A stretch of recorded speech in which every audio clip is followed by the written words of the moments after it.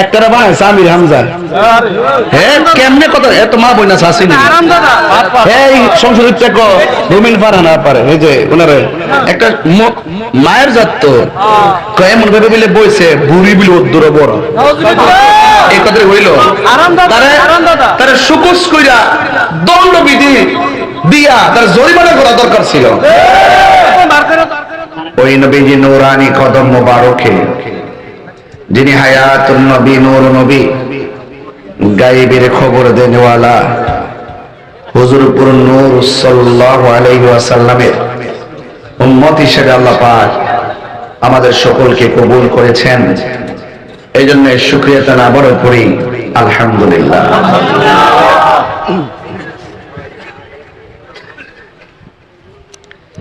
মাহফিলের শুরুতে আমাকে একটি কাগজ দিয়েছেন, তাও কাগজটা দেওয়ার পরে একটা বিষয় দিয়েছেন। বিষয়টা হলো আল্লাহর হাবিব হুজুরপুর নূর সাল্লাল্লাহু আলাইহি ওয়াসাল্লামের প্রতি সাহাবায়ে কেরামের মহব্বত ও সামাজিক কিছু আলোচনা করার জন্য মাহফিল কমিটিদের বেঁধে দেওয়া বিষয় অনুযায়ী আমি কিছু কথা বলবো। এই গাবের পানিটা গাবের পানিটা এটা যাও তুমি আস্তে আস্তে দেও এটা তো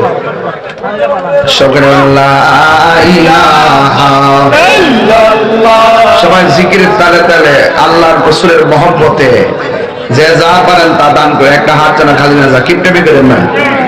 লা ইলাহা লা জুরে লা ইলাহা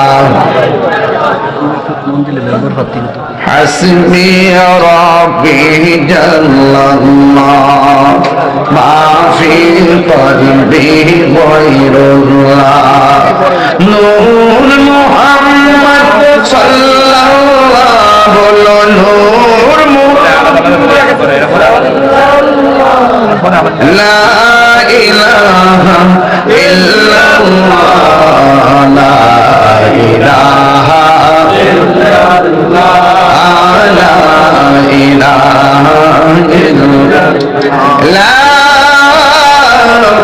ইলাহা ইল্লাল্লাহ মুহাম্মাদুর রাসূলুল্লাহ সাল্লাল্লাহু আলাইহি ওয়াসাল্লাম।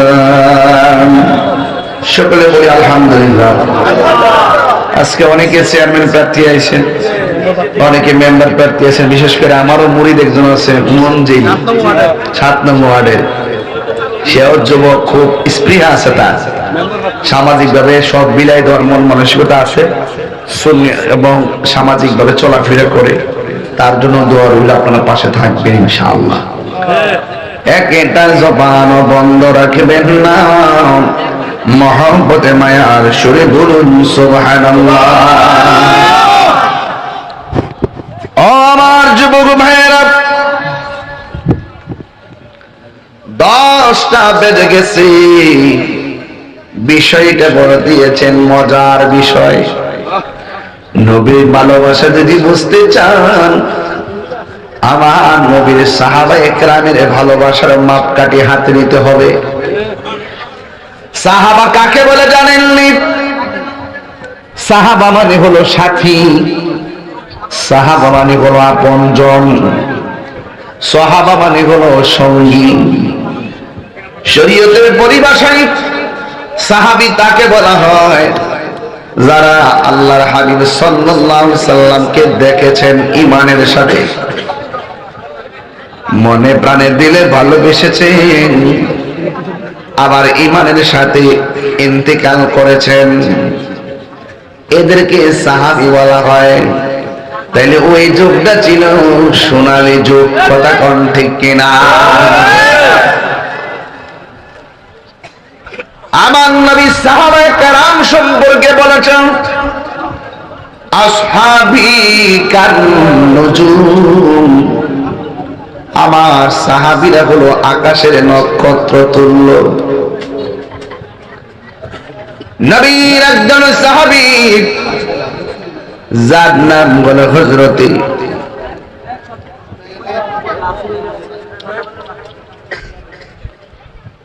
আমার বন্ধুগণ, সুন্নি কাকে বলে এই সংজ্ঞায় তো আমরা এখন ভুলে গেছি। আমরা এখন পীর ভিত্তিক সুন্নি হয়ে গেছি। কি ভিত্তিক? পীর ভিত্তিক সুন্নি হয়ে গেছি। নবীকে গালি দেয়, টাউন হলে প্রতিবাদের আয়োজন করলে কে আমার পীর অনুমতি দেয় নাই। আমার পীর গেছে না, আমিও যাইতাম না। কেউ যদি সাহাবীরে গালি দেয়, তার প্রতিবাদ করার জন্য দেরেরা যদি একটা সমাবেশে ডাক দেয়, অনেক পীর আসবে, কিছু কিছু পীর আসবে না, মুরিদও আসে না। পীরে আসে না দেখে মুরিদও যায় না। আপনারা বলেন সাহাবীরে চাইতে পীরের দাম বেশি না কম? আরে পীর তো পীরানে পীরের নিচে, ঠিক নেই? গাউসবাগের নিচে না। গাউসুল আজম আব্দুল কাদের জিলানী আল হাসানি ওয়াল হুসাইনি রাদিয়াল্লাহু তাআলা আনহু বলেন, সাহাবায়ে কেরাম যে ঘোড়ার উপরে ওঠে যুদ্ধ করে, ওই ঘোড়ার খুরের নিচে পায়ের নিচে যে ধুলাগুলা থাকে, এই ধুলার সমতুল্য আমি আব্দুল কাদের হতে পারি নাই। সুবহানাল্লাহ।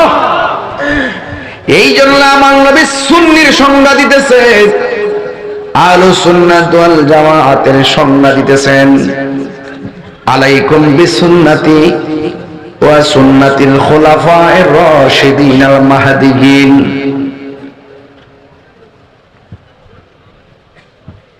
যারা আমার সুন্নাহর উপর অটল থাকে আর খুলাফায়ে রাশিদিনের যে হেদায়েতের রাস্তা আছে, ওই রাস্তার মধ্যে যারা থাকে, তাদের ব্যাপারে আমার নবী বলেন, মান আলাইহি ওয়া আসহাবি, যারা আমি নবীর পথ এবং সাহাবায়ে কেরামের পথ মত অনুসরণ করে রে, এরাই হলো সুন্নি।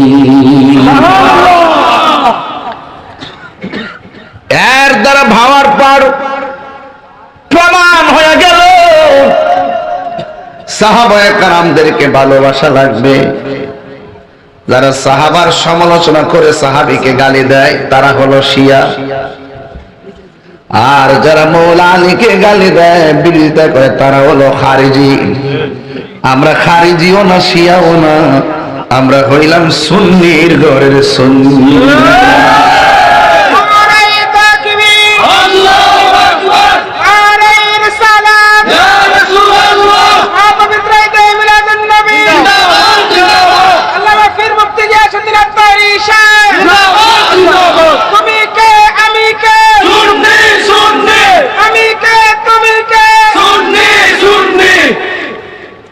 আমার যুবক ভাইয়ারা,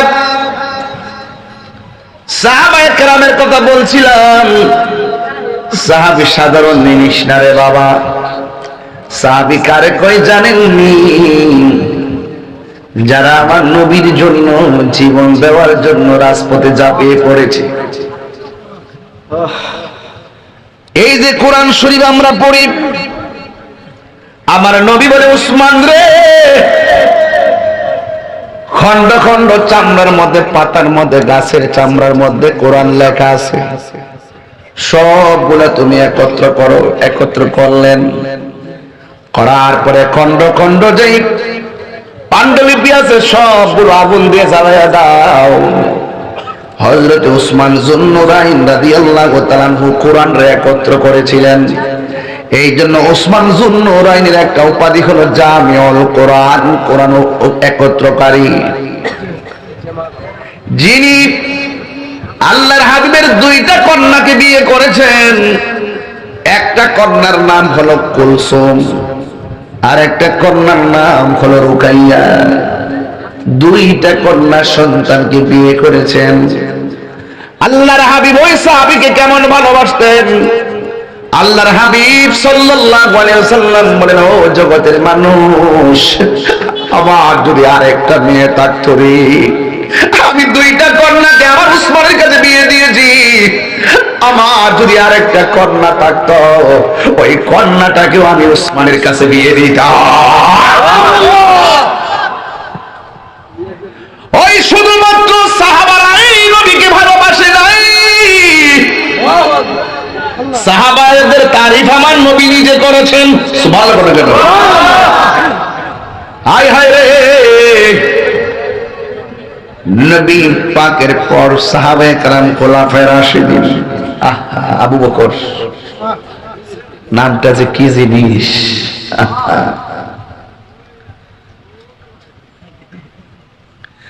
হযরত আম্মা আয়েশা সিদ্দিকা রাদিয়াল্লাহু তাআলা আনহা, হযরত আবু বকর সিদ্দিক রাদিয়াল্লাহু তাআলা আনহুকে প্রশ্ন করলেন, আব্বা জান, আপনি নবীর পিছনে নামাজ পড়েন, নবীর সঙ্গে ইতিকাফ করেন, নবীর সঙ্গে আপনি ইফতার করেন, ও আব্বা জান, আকাশের মধ্যে যে তারকাগুলো আছে, এই তারকা সমান সওয়াব কার হবে? সুবহানাল্লাহ।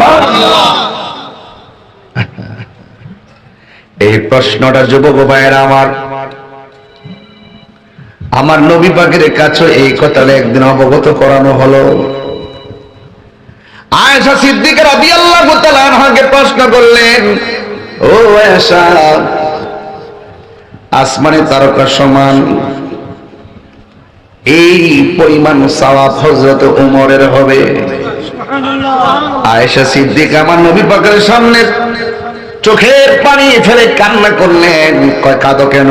ইয়া রাসূলুল্লাহ, আমার বাবার সামনে প্রশ্নটা উত্থাপন করলাম, আপনার সামনে করলাম, আমি মনে করেছিলাম আপনি বুঝে আমার বাবার কথা বলবেন। আল্লাহর হাবিব ডাক দিয়া বলে, আয়েশা রে, না না, আকাশের তারকা সমান কেন?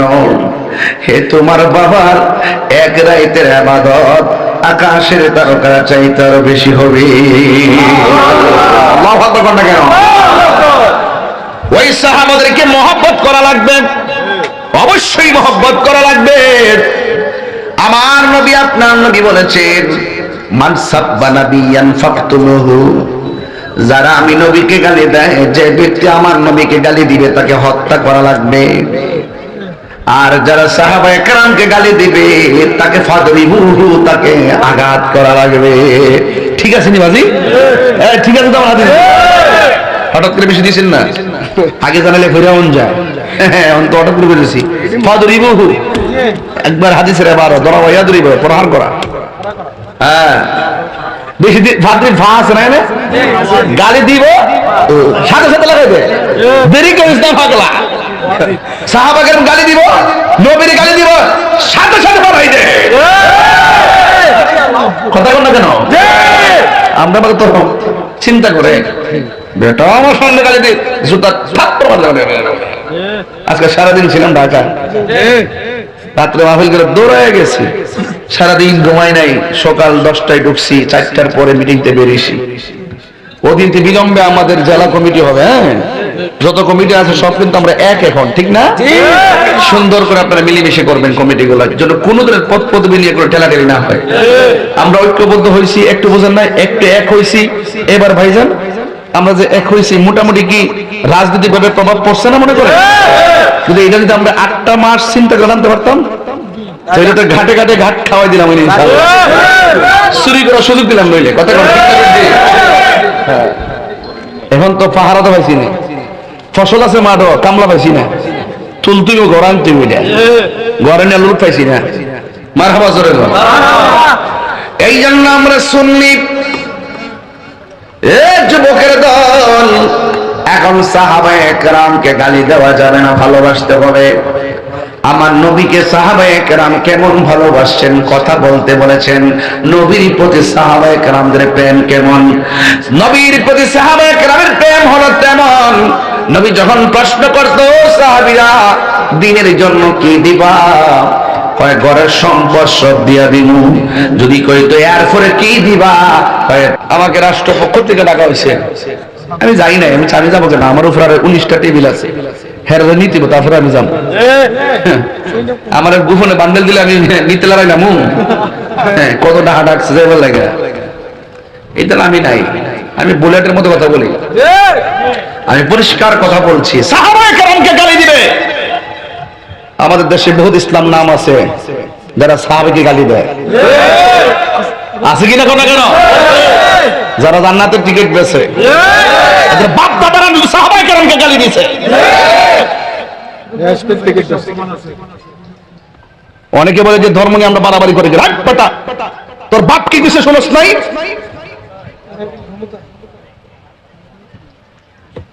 সত্যবীর ক্ষমতা আইলো সুন্নিদের সাথে লাগ যাইতো না। আর অন্য কেউ জানে না, ধর্মীয় দল তারা জানে আমরা সুন্নিদের সংখ্যা লোক না, আমরা তো সংখ্যাগরিষ্ঠ। রাজনীতির বাদীরা না জানো, কিন্তু ধর্মীয় দল বাংলাদেশে যারা আছে তারা ভালো করে জানে আমরা এই দেশে বেশি আশা পানি না। কথা বলে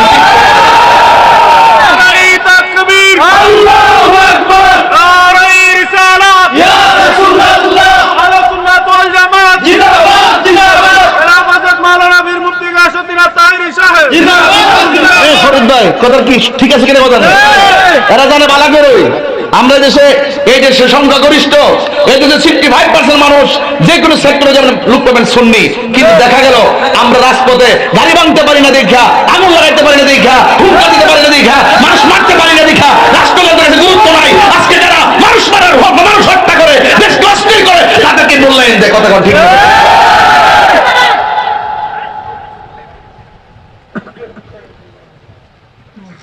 আমরা শান্তিপ্রিয়, এই ভদ্রতাকে অনেকে দুর্বলতা মনে করে, এই জন্য আমি পৃষ্ঠা পাল্টে ফেলছি। পোলাপান্ডি কই? তোরা তো কোনো না কোনো দলের জাজগা, ওয়াজ হোসেন নাই যদি ভোট দিতে এই যে ওয়াজ করুন, আমার কাছে অনেক কষ্ট লাগে। বিশ্বাস করেন না প্লিজ, এই আবেগের কথা এখন আমি শুনি না। এখন মাঠে থাকতে হবে। সুন্নিরা তোমাদের একটা মিশন নিয়ে থাকতে হবে। ওয়ার্ড থেকে শুরু কইরা ইউনিয়ন পর্যন্ত, উপজেলা পর্যন্ত, পৌরসভা পর্যন্ত প্রত্যেকটা জায়গায় সুন্নিদের প্রতিনিধিত্ব নিশ্চিত করতে হবে। আমরা আর এই ভুল করবো না ইনশাআল্লাহ। রাজি আছেন কিনা বলেন? না কিসের আছেন আপনারা? নির্বাচন আইলে তো হুট কইরা চিনি না দেখা যায়। আহলে সুন্নাত ওয়াল জামাত ফাউন্ডেশনের সুন্নি সভাপতি আর প্রতিষ্ঠাতা আহ্বায়ক আমি বলতে চাই আমাদের ইউনিয়নবাসীর পক্ষ থেকে যে চেয়ারম্যান আহলে সুন্নাত ওয়াল জামাতের কথা বলবে তাকে ভোট দেওয়া যেন হয় আমাদের।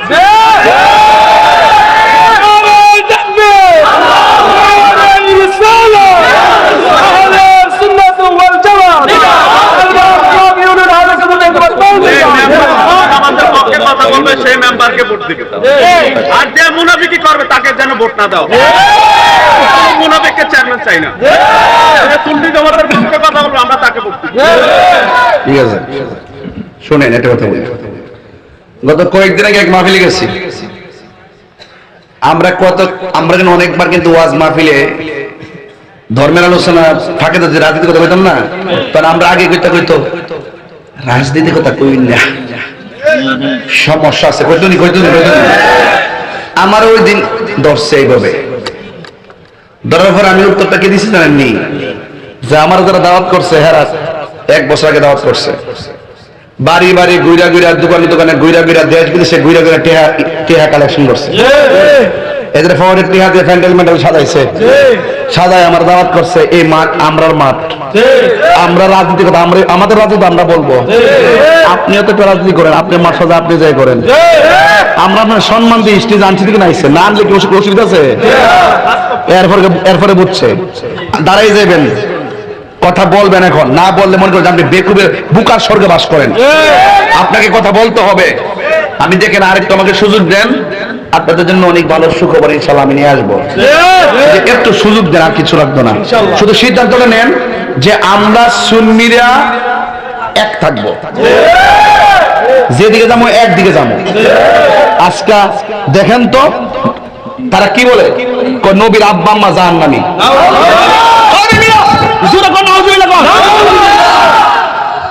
আবার নবীর আব্বা আম্মার যে জাহান্নামী কর, সে আমাদের দেশের বর্তমান প্রধানমন্ত্রী মাত্র উপর দোয়া করে। দেশটা কি পাগলের মগের মূল্য হয়ে গেছে? দুশমনের রাসূলে যারা যে ব্যক্তির নবীর আব্বা আম্মা সম্পর্কে তার ওয়াকিফাল নাই, সে আমাদের রাষ্ট্রতন্ত্রের গুরুত্বপূর্ণ জায়গায় মাথা হাত দিয়ে আশীর্বাদ করে। আমি পরিষ্কার ভাষায় বলে দিচ্ছি, সবার আশীর্বাদ দিতে যাবেন না, এই আশীর্বাদ কিন্তু অভিশাপ হয়ে যাবে। আজকে যদি আমরা থাকতাম, আমরা যেটা গুরুত্বপূর্ণ জায়গায় থাকতাম, তাহলে এই সমস্ত অপশক্তিগুলো আমাদের রাষ্ট্রের গুরুত্বপূর্ণ জায়গা নিয়ে খেলতে পারতো না। কথা ঠিক না ঠিক? আমি রাজনীতির কথা বলতেছি না, আমি ইমানি চেতনার কথা বলতেছি। আপনার ইমানের দাম আছে, আপনারা নির্বাচন আসলে নীতি লড়াইলেন, এই লড়ানো আর চলবে না। সাহাবায়ে কেরাম জীবন দিছে কিন্তু ইমান দেয় না। কথা ইমান দেয় না। না কষ্ট হচ্ছে আপনাদের? আর বেশি লম্বা করব না, খুব পরিশ্রান্ত, রাতের বেলা বেশি ঘুমাইতে পারি নাই। ফজরের নামাজের টাইমে ঢাকায় গেলাম, আবার সকাল 9টায় কমলাপুর। এরপর আমি শুধুমাত্র একটা কথা বলতে চাই, সাহাবায়ে কেরাম জীবন দিয়েছেন, ঈমান দেয় নাই। তার বাস্তব প্রমাণ হলো মুতার যুদ্ধ। আল্লাহর হাবিব সাল্লাল্লাহু আলাইহি ওয়াসাল্লাম বলেন, এ জাফর হাতের মধ্যে তলোয়ার নাও। হে আব্দুল্লাহ ইবনে ওমর, আব্দুল্লাহ ইবনে রাওয়াহা হাতের মধ্যে তলোয়ার নাও। এমন ভাবে যায়েদ ইবনে হারেসা এইভাবে তিনজনের হাতের মধ্যে তলোয়ার দিয়ে বললেন, আমি নবী হুকুম দিলাম তুমি যুদ্ধের ময়দানে চলে যাও। একজন যাদের নামের সিরিয়ালটা বলছে, একজনের পরে একজন তলোয়ারটা হাতে নিবাও। এমন ভাবে তারা যুদ্ধের ময়দানে চলে গেল। যাওয়ার পরে নবী যার হাতে তলোয়ারটার পতাকাটা দিয়েছে, ইতিহাস প্রমাণ করে, হাদিস মোবারক প্রমাণ করে, যুদ্ধের ময়দানে সে যুদ্ধ করতে করতে ওই সাহাবীটাই প্রথম শহীদ হয়ে গেছে। এর দ্বারা প্রমাণ হয় আমার নবী গায়েবের খবর দেনওয়ালা। বিশ্বাস হয়নি আপনাদের? হ্যাঁ, বিশ্বাস হয়নি? এরপরে আল্লাহর হাবিব সাল্লাল্লাহু তাআলা আলাইহি ওয়াসাল্লাম দ্বিতীয় নম্বর যাকে বলেছেন প্রমাণ করে হাদিস মোবারক, তিনি শহীদ হয়ে গেছেন। আরেকজন সাহাবী যার নাম হলো জাফর, বড় বীরত্বের সাথে যুদ্ধ শুরু করলেন। রে বাবা, এমন ভাবে যুদ্ধ শুরু করলেন, ডানে কাফের আসলো তার সঙ্গে পারে না, বামে আসলো পারে না, পিছন দিয়ে পারে না, সামনে পারে না, চতুর্দিক দিয়ে তারা আক্রমণ করলো। এমন বীরত্বের সাথে যুদ্ধ শুরু করলেন। বন্ধুরা রে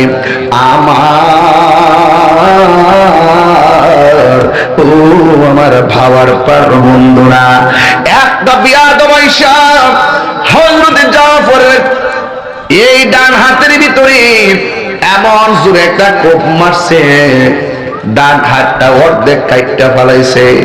ডান হাতের গোড়া যদি অর্ধেক কাটা থাকে, এত ভারী তলোয়ার আলিয়ে দেওয়া যায় না।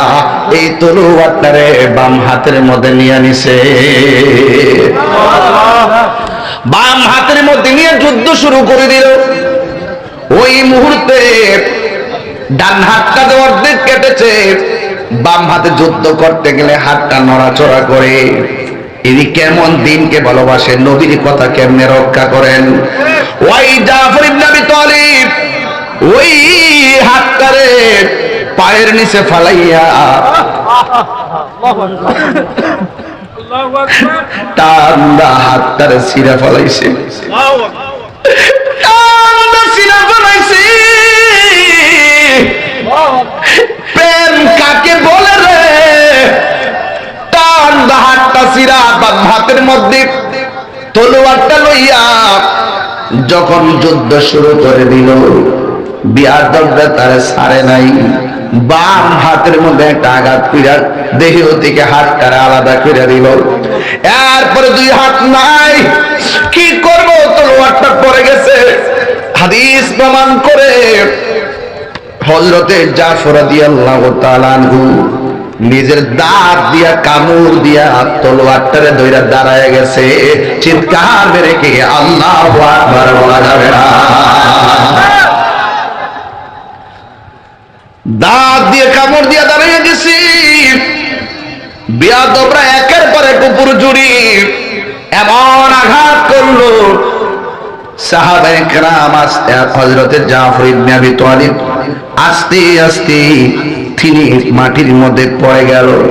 ও বন্ধুরে, নাই নাই, আমার জাফর নাই। আল্লাহর হাবিব এই জাফর সম্পর্কে তিনি কি বলছেন শুনে যান।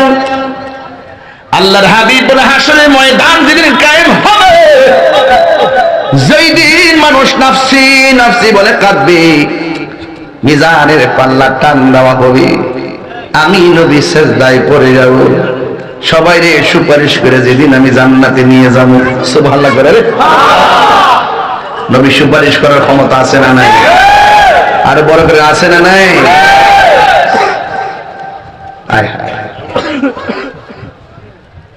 আল্লাহর হাবিব বলেন, যেই দিন মানুষ নাফসি নাফসি বলে কাঁদবে, নিজের গানে নিজেরা সাঁতার কাটবে, ওই কঠিন মুসিবতের সময় আমি নবী থাকবো সামনে, আমার পিছনে থাকবে আমার উম্মতেরা, এর পিছনে থাকবে অন্যান্য নবীরা, নবীর উম্মতেরা। আমি যখন সবাই নিয়ে রওনা দেব, আমার সব উম্মত অন্যান্য নবীগণ নবীদের উম্মতের মাথার উপর দিয়া একটা মানুষ সবাই হেঁটে হেঁটে জান্নাতে যাবে, আর একটা মানুষ ওই দুই হাতের মধ্যে দুইটা নূরের ডানা লাগাইয়া দিবে, আর তিনি উপর দিক দিয়ে উড়ে উড়ে জান্নাতে যাবে। এই সাহাবী কেউ না, এই সাহাবী হলো আমার সাহাবী হযরতে জাফর।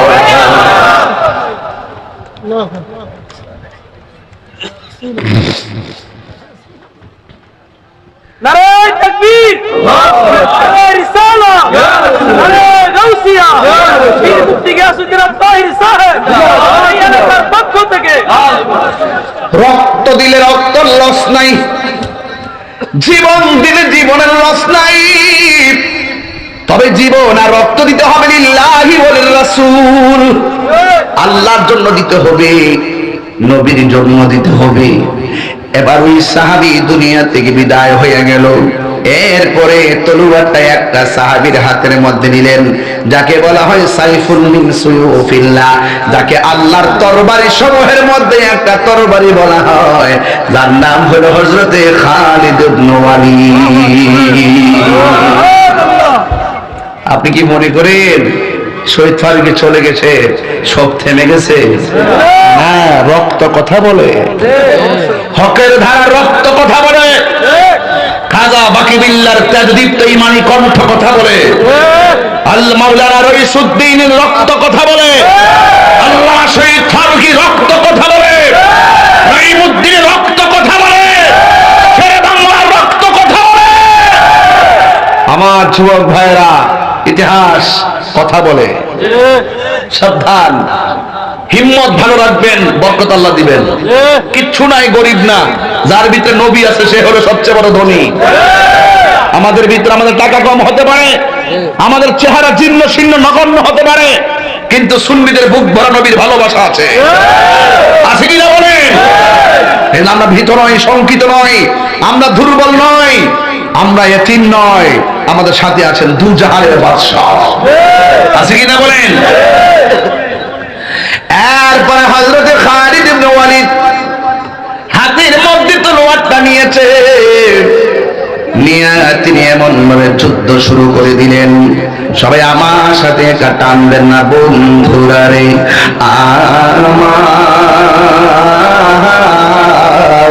ও আমার যুবক ভাইরাও, এই আমার ভাবার পাড়ের বন্ধুরা গো, কি ভাষাই বলবো। এবার হযরতে খালিদ ইবনে ওয়ালিদ হাতের মধ্যে তলোয়ারটা নিলেন, মনে হয় যেন 3 সাহাবী শহীদ হয়েছে, 3 সাহাবীর শক্তি যেন খালিদের শরীরে এসে গেছে। জোরে জোরে কি সুবহানাল্লাহ বলা? 3 সাহাবীর রক্ত শক্তিতে পরিণত হয়ে গেছে, সুখ শক্তিতে পরিণত হয়ে গেছে। ডানে আসলো কাফেরে পারে না, বামে আসলো কাফেরে পারে না, এমন ভাবে তিনি যুদ্ধ শুরু করলেন, কচুরি পাড়ার মতো কাফেরদেরকে কাটতে শুরু করলো, কোনো ভাবে পারে না। 90% যুদ্ধের ফলাফল খালিদ ইবনে ওয়ালিদের নেতৃত্বে মুসলমানদের পকেটে চলে এসেছে। যুদ্ধের বিদায়ী বেলা একটা ঘটনা ঘটে গেছে, এই ঘটনাটা শুনলেই দেখবেন নবীর শান বুঝবেন। ইন টাইমে আমার নবী, আপনার নবীর সাহাবী হযরতে খালিদ ইবনে ওয়ালিদ 90% যখন যুদ্ধের ফলাফল মুসলমানদের পকেটে চলে আসলো, আসার পর হঠাৎ কইরা খালিদ ইবনে ওয়ালিদ পিছন দিক দিয়ে পলাইতে শুরু করলো। পিছন দিক যাইতে শুরু করলেন।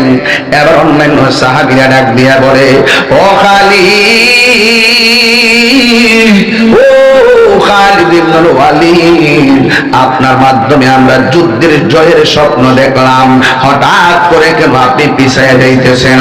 খালিদ ইবনুল ওয়ালিদ বলে, ও নবীর সাহাবীরা, আমি কেন পিছায় যাইতেছি জানোনি? আমার মাথার ভিতরে একটা হেলমেট ছিল, এই হেলমেটটা কোথায় জানে পড়ে গেছে। এই হেলমেটটা না থাকলে আমি গায়ের মধ্যে শক্তি পাই না। আল্লাহু আকবার। তানো দয়াল রে, আর পরীক্ষার সময় নাই, বড় জোরে ক্ষমা চাই, শেষের খেয়া না নিলায় আমারে, আমার দিন কি এমনি যাবে, লোকে তোমায় কি বলিবে, আমার দিন কি এমনি যাবে, লোকে তোমায় কি বলিবে। আরে না না, আমার দিন কি এমনি যাবে, লোকে তোমায় কি বলিবে, এ দুঃখ রইল তাহিরির অন্তরে, প্রাণ দয়াল রে, সন্ধ্যা হইল ডাকে দিলে নাম রে। আল্লাহ ও শান্তান দিছি, কি খারাপ লাগতেছে? এই এলাকার কি চলে না এগুলা? কেউ চলে না? প্রাণ দয়াল রে, গৃহস্থেরা দলে দলে হাঁস মুরগি কতই পালে, সন্ধ্যা হলে ডাক দিয়ে আলোয় ঘরে, যার যত পালিত ছিল সকলে তো ঘরে নিল, যার যত পালিত ছিল সকলে তো ঘরে নিল, আমি একা রইলাম অন্ধকারে, প্রাণ দয়াল রে, সন্ধ্যা হইল ডাকে দিলে না মোরে, দয়ার মালিককে সন্ধ্যা হইল ডাক দিলে না মোরে, প্রাণ দয়াল রে, সন্ধ্যা হইল ডাকে দিলে না মোরে। আল্লাহু আকবার। হ্যাঁ যুবক বরাবর এখনই সময় নবীর পক্ষে রুখে দাঁড়ানো, নবীর পক্ষে কথা বলা, নবীর বিরুদ্ধবাদীদের বিরুদ্ধে তুমি রুখে দাঁড়াতে হবে। যৌবন যার, যুদ্ধে যাওয়ার সময় তার। এবার খালিদ বিন ওয়ালিদ হাতের মধ্যে তলোয়ার নিয়ে দাঁড়ায় গেছে। এরপরে আমার মাথার হেলমেটটা কোথায় যেন পড়ে গেছে। এবার নবীর সাহাবীরা ডাক দিয়ে কয়, হে খালিদ বিন ওয়ালিদ, আমরা যুদ্ধের মধ্যে বিজয় হয়ে যাইতেছি, আপনি কেন পিছন দিক দিয়ে পলায়ন করতেছেন, হতে গেলেন? আমরা তো আর বিজয়ের মাঠটা হাত ছাড়া হয়ে যাইতেছে, ভাই তোমরা বুঝবো না, আমি খালেদের গায়ের মধ্যে কোনো জোর নাই, আমার সব জোর হলো আমার হেলমেটের ভিতরে। জোরে জোরে কি আল্লাহু আকবার বলা যাবে না? হে আমার আশিকি জাকিরিন মুহিবিন বাবা হাজিরা,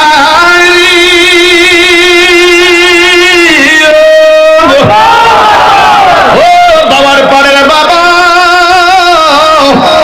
সাহাবীরা ডাক দিয়া কয়, ও খালিদ ইবনে ওয়ালিদ, শক্তি আর হেলমেটের ভিতরে সম্পর্ক কি?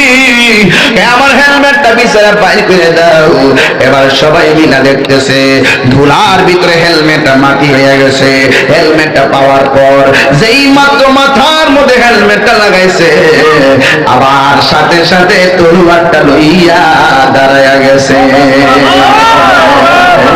জাননি মন খালে বিলে থাকে না মিল, জল সকালে কি আর হবে পাতাল দিলে, যদি মোহনা শুকনা থাকে, যদি মোহনা শুকনা, সময় গেলে সাধন হবে না। হর মন সময় গেলে সাধন হবে না। খাঁচার ভেতর অচিন পাখি কেমনে আসে যায়, তারে ধরতে পারলে মন বেড়ি, তারে ধরতে পারলেই মন বেড়ি দিতাম পাখির পা।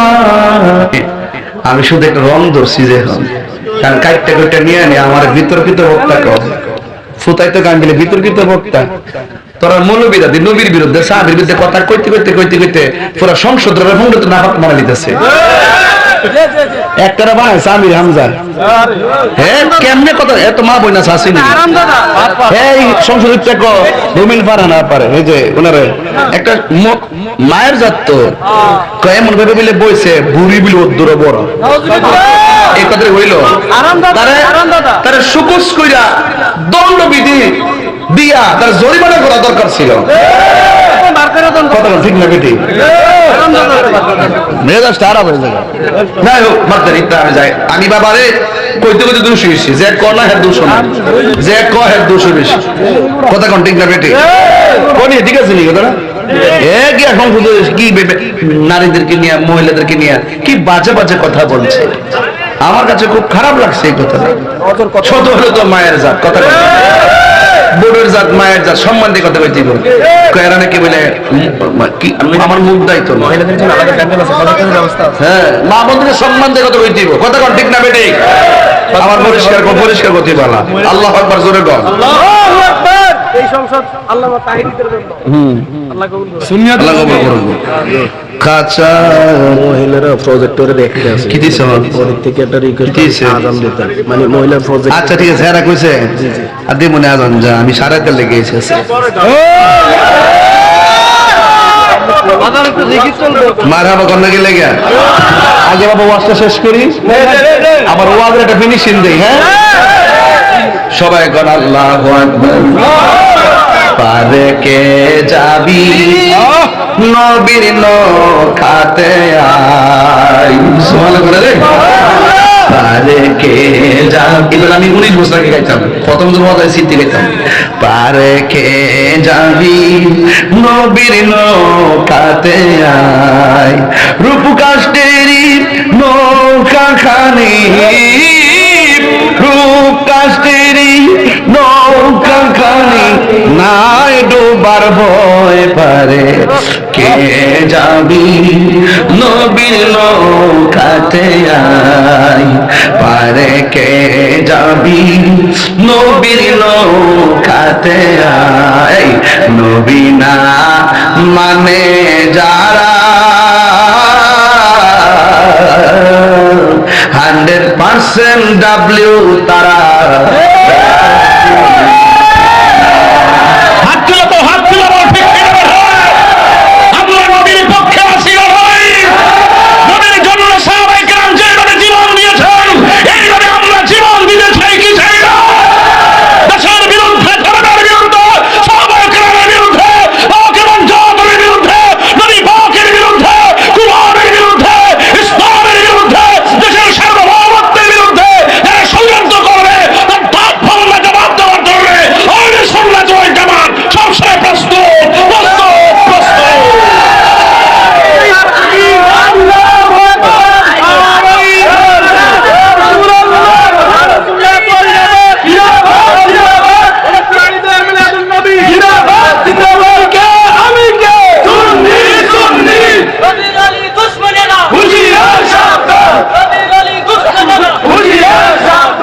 রাগ করবেন না গুসা করবেন না আমি বলেছি খালিদ ইবনে ওয়ালিদ মাথার মধ্যে যখন হেলমেটটা লাগাইলো শক্তি কি বাড়ছে না কমছে শক্তি কি বাড়ছে না কমছে নবীর প্রেম যার অন্তরে সে হলো ধনী ধনী জোরে কোন ঠিক কিনা এবার যুদ্ধের ময়দানে যখন ঝাঁপিয়ে পড়লো আমার নবী আপনার নবী বলেন খালিদ বিন ওয়ালিদের নেতৃত্বে ওই মুতার যুদ্ধের বিজয়ের পতাকা আল্লাহ দান করেছেন জোরে জোরে কন্যা সুবহানাল্লাহ তারপর আমার বাবা ও যুবক বন্ধুরা সাহাবায়ে কেরাম প্রশ্ন করে খালিদ বিন ওয়ালিদ সাহাবায়ে কেরাম একের পর এক শহীদ হয়ে গেল কিন্তু আপনি যুদ্ধের ময়দানে আমাদের কলিজার পানি শুকাইয়া ফেলাইছেন আপনি যখন যুদ্ধ করতেছেন হঠাৎ করে আপনার হাত থেকে তলোয়ারটা নিচু হয়ে গেল, আর হেলমেটটার জন্য আপনি বেকারার হয়ে গেলেন। আপনি বলেছেন সব শক্তি আপনার হেলমেটের ভিতরে, কারণটা কি? এবার খালিদ বিন ওয়ালিদ বলেন, ও সাহাবীরা, আমার গায়ের মধ্যে বড় শক্তি নাই, আমার হেলমেটের ভিতরে শক্তি কেন জানোনি? কারণ আমার হেলমেটটার ভিতরে ছিল আল্লাহর হাবিবের মাথা মুবারকের চুল মুবারক। আর বড় বড় বলনা সুবহানাল্লাহ। যেই নবীর চুল মুবারক মাথার হেলমেটে রাখলে বরকত হয়ে যায়। যেই নবীর চুল মুবারক আমাদের মতো না, যেই নবীর চুল মুবারক আমাদের মতো না, সেই নবী কোনদিন আমাদের মতো হতে পারে না। কথা বলেন ঠিক? এই জন্য সাহাবায়ে কেরাম যুদ্ধের ময়দান থেকে পলায়ন করে নাই, সাহাবায়ে কেরাম নবীর জীবন দিয়ে ভালোবেসেছেন। এই জন্য সাহাবায়ে কেরামদের মতোই আমরা নবীকে ভালোবাসবো। এই জন্য আমি প্রায় মাহফিলের মধ্যে বলি, জন্ম আমার নবীর যুগে হলে কেমন হতো, জন্ম আমার নবীর যুগে দুনয়নে রাসূল পাক, দুনয়নে রাসূল পাক দেখিলে কেমন হতো, জন্ম আমার নবীর যুগে হলে কেমন হতো, জন্ম আমার নবীর যুগে হলে কেমন হতো। পড়ছি আমি নাতে রাসূল পাশে নূরের নবী, নাতে রাসূল শুনে নবী দিলেন মুচকি হাসি। নবী আমাদের নাচ শোনার ক্ষমতা আছে না নাই? নবী আমাদেরকে দেখার ক্ষমতা আছে না নাই? এই ভাবার পর গুরুস্থানে লাশটা নামাইলে প্রত্যেকটা কবরে কবরে আমার নবী সশরীরে থাকার ক্ষমতা আছে না নাই? জন্ম আমার নবীর যুগে সবাই হতো, জন্ম আমার নবীর যুগে হলে কেমন হতো, দুনয়নে রাসূল পাক, দুনয়নে রাসূল পাক দেখিলে কেমন হতো, জন্ম আমার নবীর যুগে হলে কেমন হতো, জন্ম আমার নবীর যুগে হলে কেমন হতো। একটা জবান বন্ধ রাখবেন না, মহব্বতে মায়ার সুরে বলুন সুবহানাল্লাহ। এই জন্য আমার যুবক ভাইয়েরা, সাহাবায়ে কেরাম তো এখন নাই, তাবিঈন নাই, তবে তাবিঈন নাই, আইম্মে মুতাকাদ্দিমিন মুতাআখিরিন সলফে সালিহিন কুতুব আব্দুল গাউস ওলি আল্লাহ, একের পর এক ধারাবাহিকভাবে যে স্টেপটা এখন এসেছে এটা হলো বেলায়েতের যুগ। আপনি যদি নবী চিনতে চান, কামেল পীরের মুর্শিদে যাওয়ার, মসজিদে দরবারে যাওয়া লাগবে। কথা বলেন ঠিক না? এই জন্য আমার যুবক অনুরোধ করে বলে দিয়ে যায়, নিঃশ্বাসের কোনো বিশ্বাস নাই। নবী পাককে যেমন করে সাহাবায়ে কেরাম ভালোবেসেছেন, এমন ভাবে আমাদেরও ভালোবাসা লাগবে। এখন প্রশ্ন হলো, নবী যদি পাইতাম কদম মোবারকে লুটায়া পড়ে যেতাম। আরে কাফেররা নবীর সিনা মুবারকের বরাবর তীর মেরেছে, আমরা থাকলে আমাদের বুকটারে নবীর সিনা মুবারকের বরাবর পাইতা দিতাম। নবী গো, ও মায়ার নবীজি, আমরা আপনার জন্য জীবন দিয়ে দিব, আপনার বদন মুবারকে পাথরের আঘাত লাগতে দিব না।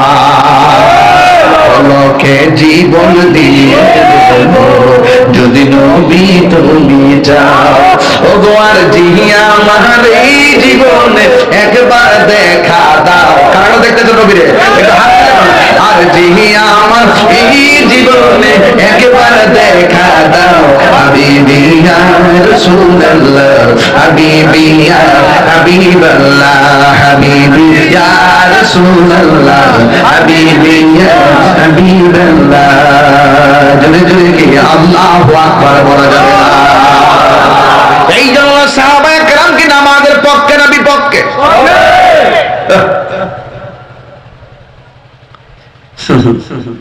আঙ্গুরের সে নামাজ পড়লে মশা যদি কামড় মারে মশা কামড় মারছে রে কিছু কিছু লোক আছে নামাজ হারে কয়েল না লাগারে নামাজ থাক কি আর বারবার গড়ি ফেলছে 5 মিনিট পারে চিনি মাঝে মাঝে মোবাইলও টিপে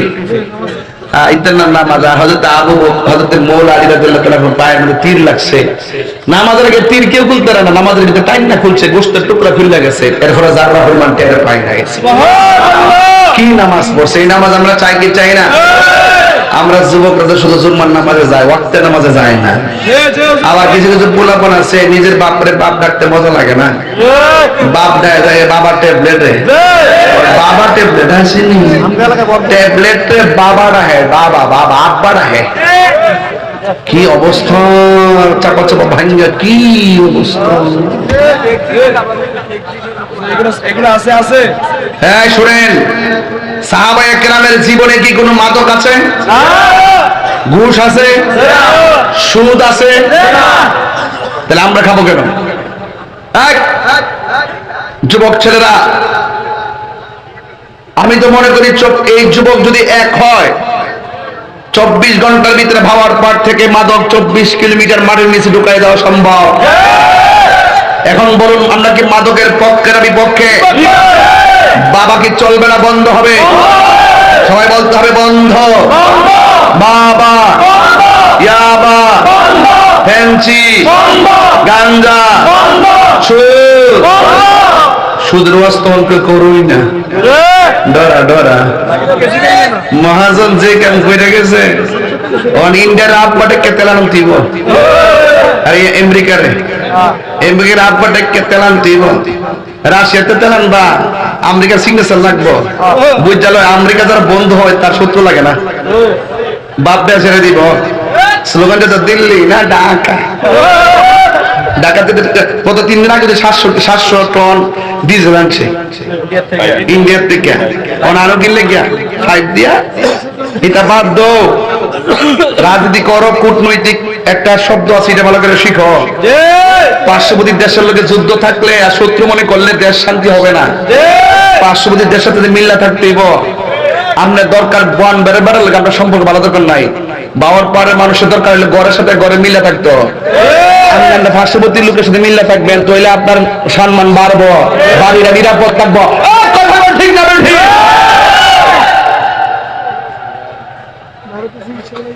খালি বাংলাদেশ আর ইন্ডিয়া খেলা হইলে বাংলাদেশ জিতলে আমার খুশি লাগে দেখো না যে ফুটবলটা কেমনে লাস্টে গোলটা দিল খাওয়াই দিছে আমি তো পারি আমার কথা হইলো বাজান আমি সরল মানুষ আল্লাহর হস্তে গাঞ্জা খায়েন না বাজান সুদ খায়েন না ঘুষ খায়েন না গীবত করেন না চুরি করেন না আর আমাদের দেশে ঢুকে গেছে বাবা তো ঢুকছে বাবা পকেটে লয়ে ঘুরে আর আমাদের দেশে পুলিশ প্রশাসন গ্রামের বাবা করে খুঁজে আমি পরিষ্কার বলতে চাই আগে চুলু পুটি বোঝা দরকার না আপনি গডফাদার থেকে ধরেন সব ঠিক হয়ে যাবে কোন রাস্তা দিয়ে আয়ে কেডা ফাড়া এই নেতাগুলা কিন্তু আমরা জানাশোনা আছে কি না কোন সমাজের কোন বড় ভাইরা বাবা সেল দে প্রত্যেকটা সমাজে বড় ভাই আছে যারা ব্যাপার ব্যবসা করে আপনার নিরীহ লোকদেরকে ব্যবহার করে ইদানিং দেখতেছি মেয়েদেরকে ব্যবহার করে মহিলাদেরকে ব্যবহার করে ওর বডির মধ্যে বাবা এমনি করে গোল করে লাগা এমনি একটা বইলা লাগা উমা দরের করে চাইতে ফেরে এখান থেকে ঠেললা পতলা বাড়ি করতেছে এবার বুঝেন মহিলারা যদি বাবা সেল দে ইয়াবা সেল দে তাহলে বুঝেন সমাজটা কত বড় অধপতনে চলে গেছে এরপর এটা না তো আগে তো বেড়াতে সুদ খাইতো এখন বিড়ে তো আরো সুদ খায় খায়নি আমি যারা খাই তারা দিতেছি। আবার আমরা বাবার পরে মা বোনরা রাগ করেন না, আমরা সারা জীবন যেভাবে দেখি নাই এগুলো এখন দেখতেছি। দেশটা কিন্তু বালা নাই, কে করেন মানে না বাবা। যারা সবাই শুধু ক্ষমতা চায়, চেয়ার চায়, দেশকে ভালোবাসা কেউ আন্দোলন করে না, সব নিজের স্বার্থে আর লাভে আন্দোলন করে। এটা আমরা বুঝতেছি। এখন কি করণ যাইব, এমন ট্যাগ করছি মাথা ফাগরি মৌলবী মানুষ, না পারি কইতে না পারি সইতে। সর্দারি করি না কিন্তু সর্দারি বুঝি। কি বুঝিনি কিছু সর্দারি, সর্দারি বুঝি। এই জন্য আজকে থেকে ওয়াদা করেন যে নবীর সাহাবায়ে কেরামকে যদি ভালোবাসেন, নবীর সাহাবায়ে কেরামকে যদি মহব্বত করেন, আজকে ওয়াদা করেন আমরা কোনোদিন ইয়াবা বাবা পেঞ্চি গাঞ্জা খাইতাম না। দন্তনকে মুদ্দনকে না, দন্তনকে না, এটা কিন্তু না, এটা কিন্তু না।